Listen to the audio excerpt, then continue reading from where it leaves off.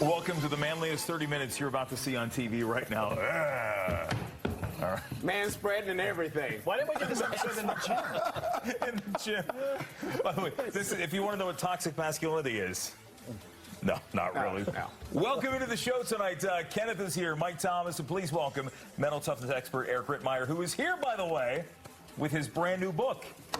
Show that thing The off. Menopausal Marine. This is what it's all about. We got the bro show going on. This is all for the ladies about menopause. I got you. Educating the ladies on how to get through a tough time. I got you. Let me ask you this. I think this is a legitimate question. Please. What do you know about menopause? Nothing. Okay. But there's a reason why you did 100%. this here. Yeah. So I've been working for a medical facility, a wellness center for the last 3 years, and I just became infatuated with helping ladies because there's this ginormous gap in the healthcare system for ladies, especially going through menopause. So I had seen enough of it, so it was my time to do some research, dig deep, talk with lots of smart people, have an easy-to-read book that ladies can educate themselves. And by the way, the original book was The Emotional Marine. Good call. So you have that one. So you notice it's the latest in a series here. No, this is great. This is a bro show with heart tonight. Exactly. Yeah. See? We're allies. We're feminist. We are. We all love it. Yeah. We all bleed pink. Okay. All right. You can check it out. Where do you want people to buy this, by the way? Yeah. Amazon's great, Okay. or my website, mentaltoughnessspeaker.com. Okay. We're Appreciate wearing a you lot of guys. blue tonight. We are. We are. Blue's my favorite color. All right. That is the shameless plug portion of the show is over. Now let's fire it up and get rolling. And we're going to start with a BuzzFeed article detailing the downside of suburbs. It breaks down a TikTok video from an urban planner who says suburbs are a drain on both urban areas and rural areas. Without getting into the weeds too much, basically cities drive economic development, technology, innovation, culture, and the arts. They're the ones paying for and subsidizing the infrastructure for rural areas, which of course bring us food. Suburbs, on the other hand, don't do any of those things and drain resources from the others. So let's start with you, Kenneth. Do you agree with this? I live in the burbs, and I kind of agree. I don't agree. I see the points they're making, but I do know that when it comes to living in the burbs, I'm enjoying it. I live in beautiful Prince George's County, and the burbs, the mortgages and the rents are lower. The restaurants are out there. I don't have to deal with the traffic inside the city, the densely populated cities that drive me a little crazy. I'm trying to think how much am I even in D.C. these days. So, well, the one thing, because we've gotten your life story way too many times on the show, but you've lived in the D.C. area for years, well before you came here. So you have been, you've immersed yourself in that. So went from Navy Yard to the burbs because in Navy Yard, all the green space went away. Yeah, right. Didn't even have a dog yet, but I was like, I at least knew that I needed some green. Yeah. Not to pee on, but that soon I would get a dog I didn't want to pee on the concrete, and I was like, you know what, they're putting so many buildings up in Navy Yard, and I know development is important, but sometimes overdevelopment can have an impact, and in the burbs, I don't know if I agree with them taking away from the cities and whatnot, so. I want to go to you on this because you also are. You would say that would. I would say be Howard the County suburbs. Yeah. There's a lot of development up that way and stuff. I don't know. I watched this TikTok. I went and I actually did my research on this. I hate it when people hop onto TikTok and they basically preach at you. Yeah. Like this is why your choice of living is a terrible idea and ruining everything. Are you saying because I'm the one here that lives in the city? No, Jim, no. But look, I think it's all going to be at the end of the day, like, it's going to be personal preference. I'm sort of like Kenneth. I don't like my fiance Sherry is from New York City. We go to New York City all the time. I can stand it for 4 days. That's about my maximum. Too crowded. It's, no offense, dirty. A lot of the city areas I think are a little bit dirty, and I like to get away from it. I need my green space. I have dogs. I need to walk them and not pee on the concrete. Baltimore County, we go to you. Paul, that's impressive. See, I pay attention to my guests here. Wow, that was awesome. Yes, Baltimore County.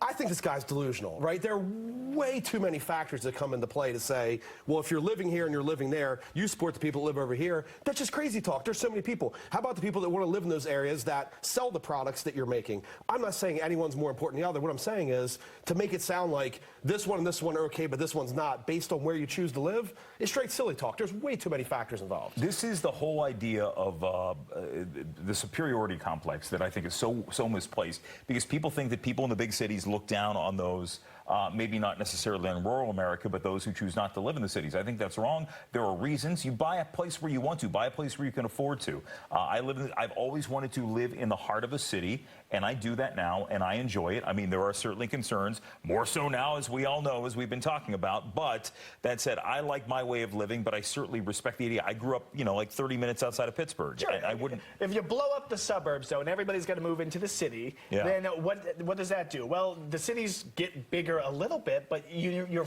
having this influx of people that's going to drive housing prices up. Yeah. City prices are already through the roof. Like, my goodness. Yeah. We need the suburbs. They're necessary. All right, we move on to a Starbucks customer who walked in for a cappuccino and ended up snagging himself a wife. How did that go down? The barista wrote her number on his cup, and later that night came this text message exchange. By the way, would you here? Let's read this, Kenneth. Go Yeah, ahead. sure. Which one do you want me to play? You can be the blue. You can be the blue one. That's okay. Yes. Who is this? Yo, this is the woman, right? This is Robbie. Oh no, I'm the guy. Okay, I got it. Okay, Yeah, start over. Okay. Start over. You have me at hello. Yes. Who is this? Yo, this is Robbie. I got your number on my coffee. Oh my God! I thought you'd never be able to read it. Sorry, I answered so late. I got out of work at like 10 o'clock, and now I'm home. You were sweet to me and so cute, and I had to put my number on there. Wow. So let's go to Eric. Wow. By the way, took 5 years from that they got married. I mean, that's putting yourself out there. So multiple components of this. Number one, I think you're going to see some upset people if everybody starts putting their phone number on a cup of coffee Right. walking out of Starbucks. Number one. Number two, that voiceover was magnificent. Right? Yeah, That was great. yeah. Number three, it's a pretty cool. Once we figure out who was who. That took a little while. Was it that great? I'm just saying, Mike. I'm trying to be nice. We got Okay? an improv group starting. Trying to get in like that. We do. This is right. So then you think about like them getting married afterwards. That part's pretty cool, but it's a little weird. And you can't help but think, all right, if dudes working behind the counter start putting their numbers on girls' cups, Yep. is that going to be a problem? Yeah. I'm just saying, a little bit creepy. They got married. That's cool. I'm down. Real inappropriate here. I think if it was vice versa, whatever, inappropriate. You're at work. You can't be putting your numbers on, coffee cups.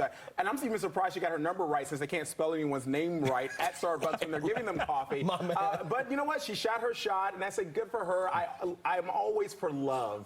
And they met that way. They got a unique story for their kids. I'm sure they'll name them some coffee themed. Right. This is our daughter Latte. Come here, Mocha. Our son Espresso. Misto. Come here, Venti. but good for her, because she probably's like, I'm not going to be at Starbucks forever. I'm going to shoot my shot. Yeah. I got myself a husband that will hopefully last forever. By the way, have you? The name I was going to come up with is Oleato, which is the new one that they make with olive oil, which, by the way, is disgusting. Yeah. I think everybody's got some sort of story like this with their significant other, though, right? That first meeting is never typically instant. Like, I don't know how to put it, but like, for example, me and Sherry, how we met at a pool party. God, how many times you had to tell us you're engaged? All right, Jeez. well, I'll tell. I didn't even say engaged. I said me and Sherry. You put in engaged there, mister. I'm gonna need that book in a minute here. Wait. Go ahead.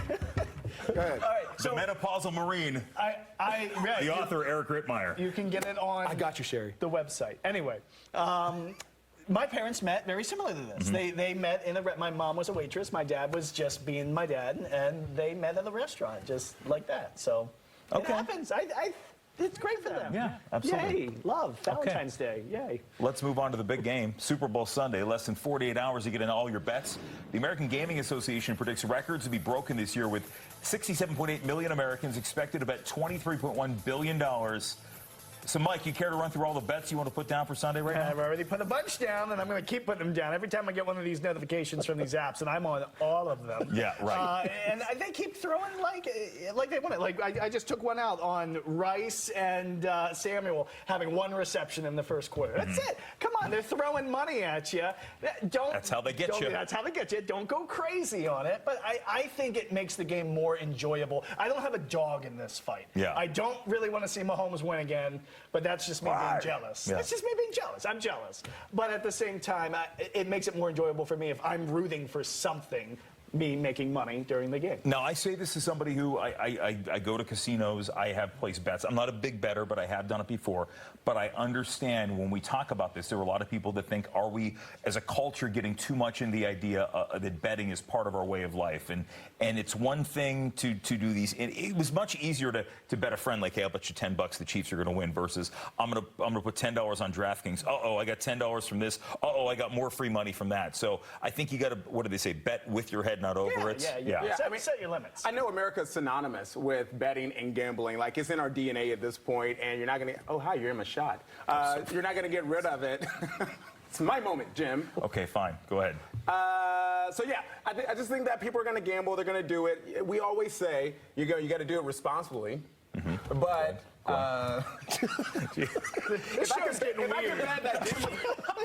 I could take the bet that Jim's going to annoy me at work, I have so much cash. Over under.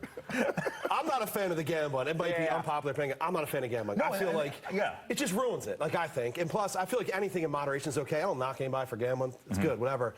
But I feel like gambling just takes it to a different level. You know what I mean? So you can't fully enjoy it. Because then it's like if somebody scores a touchdown, you like totally disregard the fact that the dude who scored a touchdown just beat cancer and he scored his first touchdown. You're just all about it. I'm not a fan of this gambling stuff. I think it's a lot of control. That depends on how much you bet. If you're betting, I bet $5 max. If you're betting, if you're betting your salary and you're depending on your mortgage, which I think people do. That's moderation. Moderation. By the way, if you're taking the bet that we would get the wrap, you win. Oh. We bet you want to know.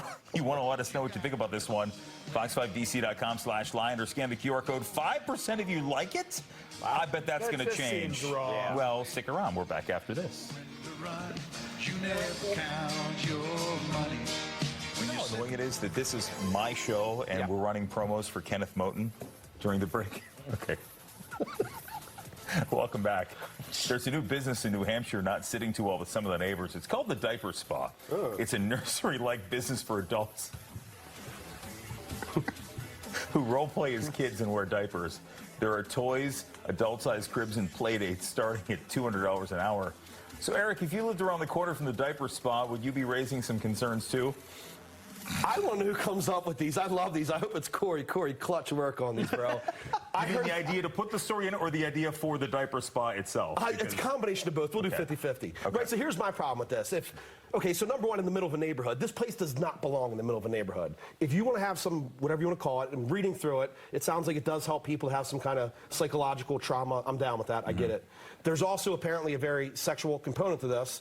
If there's a 0.0001% chance there's anything sexual, does not belong in the neighborhood. Put it wherever you want to put it, do whatever you want to do, or how about you stay at home, buy your own diapers, right? So the fact is in the neighborhood, I have a major problem with that. There's schools, there's kids, there's homes. If there's a 1% chance it's going to adversely impact the neighborhood, keep it out.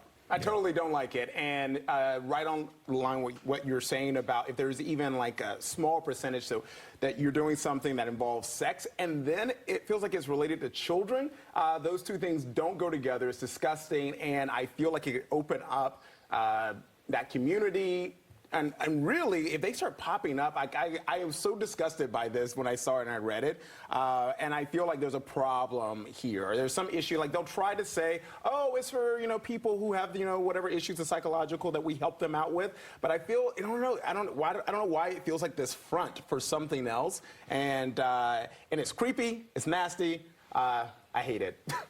And he's got the look on his face. He's going to bust out an Australian accent. I didn't know where this was going. I mean, I think because, honestly, you are correct in that how many things, we talk about that, we talk about people have their things. People have things that they enjoy in life, and as long as things are above board, I don't know why we should have a problem with it. I know. I was ready to make a joke about this, but then I realized that we're talking about like a fetish. And then when it depends.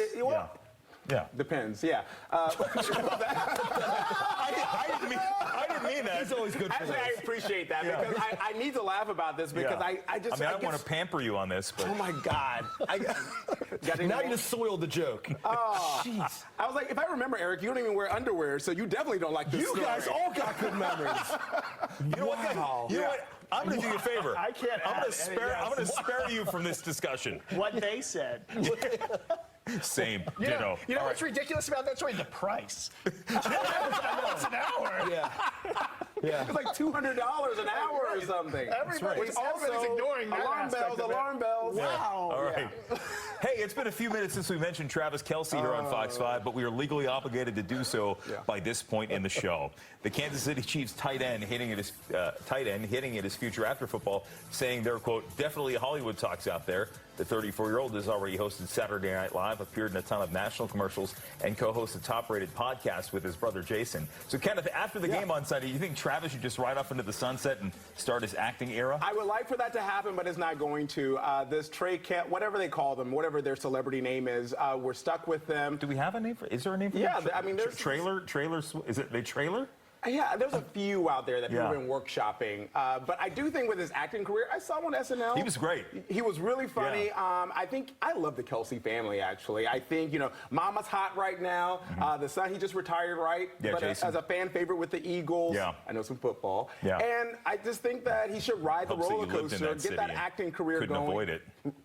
Keep the acting career going and benefit from it. Take advantage. What do you think? Make the money however you can make money. Make that You know, money. pro football is one of those things where the best players get like a decade in it, and most people don't. So if you're able to make a career after it, whether you're a good one, bad one, I think he's going to go the way of Gronk, which is where we're going to see him on FanDuel all the time.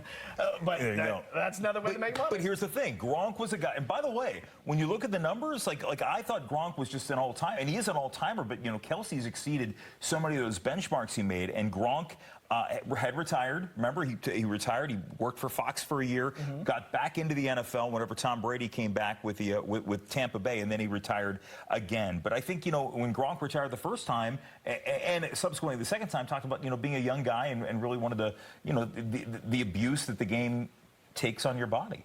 Not a Travis Kelce fan. I love the brother. I think he's awesome. I love him. Shirt off up there, raw, rooting his brother on. Love him. Travis, not a fan. I feel like he's a Gronk wannabe. I feel he's always kind of been that way. Just to me, he's a little bit too arrogant. He did beat the Ravens. I'm a Ravens guy. I love my Ravens guys, right? Do you know who beat the Ravens twice this year? Do not. The Pittsburgh Steelers. No. I didn't realize. Oh, they made it to the playoffs? Don't leave me hanging. There we go. I know. We can rub that. You rub It's that not in. even that I'm like a Twist the screws the huge. other way. I know a few of the Ravens, but they're just cool. Yeah. We're dudes. bringing home as many Super Bowl trophies as they are this year. This is going places right now. This is going places. When we come back, we go from a player who may be on his way out to a player who came back all the way back, and we'll explain when we come right back on Fox 5's Like It or Not. Welcome back. The NFL awards were held last night, and Mike and I are going to fight the urge to talk about how T.J. Watt got robbed out of Defensive Player of the Year. I know, Shame. right? No, we got to. I promised we wouldn't talk about it. Okay. Instead, we're going to focus on the Comeback Player of the Year award. That title went to Joe Flacco, the former Baltimore quarterback who got up off his couch mid-season and led the Cleveland Browns to the playoffs. Who came in second? Damar Hamlin. Of course, he is the player who just about died on the field last year, but returned to NFL action this season. He played 5 games, recorded 2 tackles. So, Mike, a lot of people were debating this one. His heart stopped on national TV. Is that not the ultimate comeback? I mean, you cannot argue this in terms of that. I mean, my goodness, we all watch that in horror when it happens. And the fact that a year later he's back on the NFL football field, playing NFL football again, incredible. That being said, Joe came out of nowhere. Right. And, everybody just thought he was done. And then when he came back, everybody still thought, well, this is going to be kind of sad to watch. And then he dominated for a little while. He led them to the playoffs. And, once he got into the playoffs, he became Joe again, second half of that playoff game. But it came out of nowhere. I do sort of think Joe deserved it at the end of the day, given what he was able to accomplish coming back. Hamlin did come back and play, but he didn't do a ton. Right. I think it may sound a little callous to take that, like, well, yeah, he did come back, but he just didn't play. But that really is the intent of the award itself. And really, in the grand scheme of things, we're back to the betting line where back on December 6th, it was plus 25,000 odds that Joe Flacco would be Comeback Player of the Year, and somebody shared their betting receipt where they definitely cashed in for $25,000 on that. But regardless, I mean, as somebody who roots for the Ravens, it was not the best parting of ways with Flacco. Clearly, though, they had the path was clear with Lamar Jackson. I'm a huge Joe Flacco fan, right? I just love him. He's an awesome dad. He won a Super Bowl. Cool dude. He comes off his couch, plays again, total stud. They got this totally wrong. Damar should have been Comeback Player of the Year. If he stepped foot on a field and didn't even play after what happened, I can't even watch that play. Like, people are like, well, I don't want to watch it. Yeah. The fact he had his heart stop on the field and now is alive, number one. But number two, steps on the field, they got this totally wrong. DeMar should have won that hands down. Yeah, coming to the NFL analyst here that I'm known to be, it does seem like they got it wrong. And I know it was close in the voting or whatever like that, but this man literally was like resurrected. And I mean, Jesus didn't get the credit he deserves either. But here we are. And I hope he knows that I'm sure he feels the love that he got. I mean, everybody was rooting for this guy. And yes, he only played a few plays or whatever he did, but he still got back out there. I mean, a year later. And I mean, I don't want to take anything away from Joe. I don't know Joe, but definitely DeMar should have gotten this one. All right, when we come back, bagpipes, not here in the studio, thankfully, but imagine being surrounded by thousands of them. We'll explain when we come right back.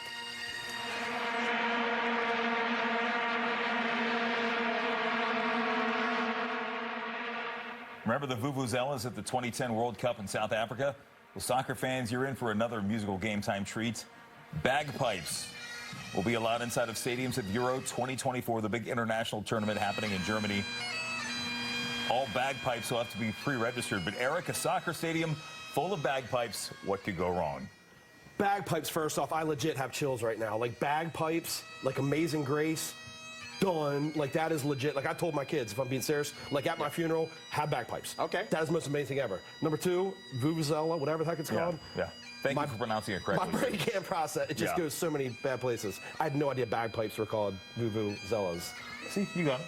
There's only one person on this panel who was in a bagpipe band in high school. What? Right here. What? I even took 2 years of bagpipe lessons. Did you wear a skirt? Yes. Or kilt? I'm sorry, kilt. Yeah. I was like, my friends who play bagpipes would want me to, tackle you after That you is said so that. cool. I'm sorry. Here's the thing. We knew about that.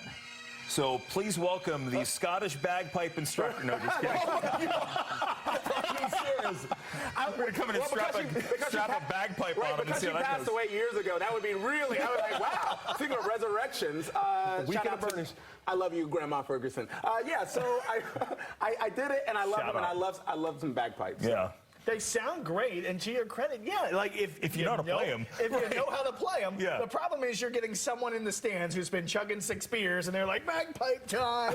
Oh, it's going to be annoying to watch. There's no doubt about that. Oh. Bring your diapers and your bagpipes.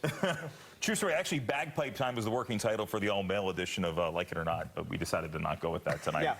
Let's check the poll question we put out for you today. We asked what you thought about wagering money in the Super Bowl. This surprises me. Yeah, it surprises me too. But then again, the poll we were running throughout the day was big time. Anyway, hey, there you go. That's our show tonight. Again, we thank Eric Rittmeyer, author of The Menopausal Marine. There you go. You rock. I love it. Kenneth is back tonight at 11 o'clock. Mike's back with me at 10. You okay? Hey, play us out with the pipes. Come on.